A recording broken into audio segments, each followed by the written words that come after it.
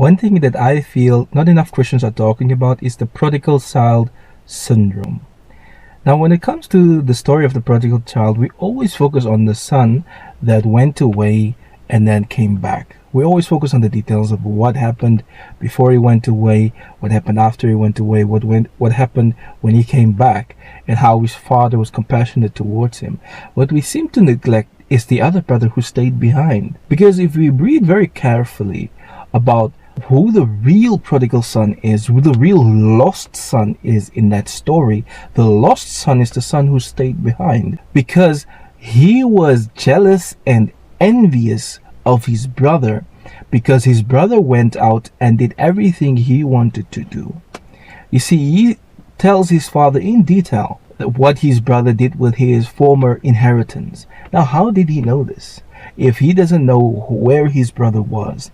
It could be that he went out and spied on his brother and found out, also, this is what you're doing with your money. And one other part that stands out for me is when he says, you're giving my brother this fat calf, this special calf, but you didn't give me some of the smaller, simpler calves for me and my friends to enjoy.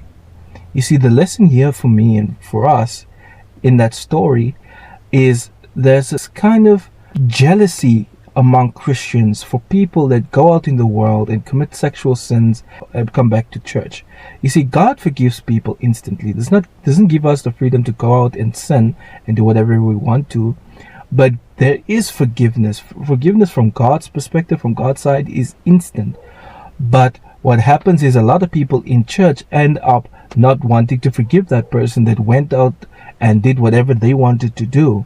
You see, it's funny to me that God forgives instantly, but church folk take a while to forgive. This brother, the real lost brother, is the one that stayed behind, did not want to forgive his brother, did not want to accept his brother back into his father's house.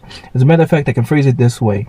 The first lost son, he went out and he came back to the father of the house, but the second son who stayed there, that wasn't even in the house, he was in the field. He came back to the house of the father. One was focused on the father of the house, the other one was focused on the house of the father. If you're focused on church life, church rules, you will not forgive people for sinning. But if you focus on the pastor and God and Christ and Jesus and love, you will forgive people for their past transgressions and their sins, because that is what Jesus expects of us.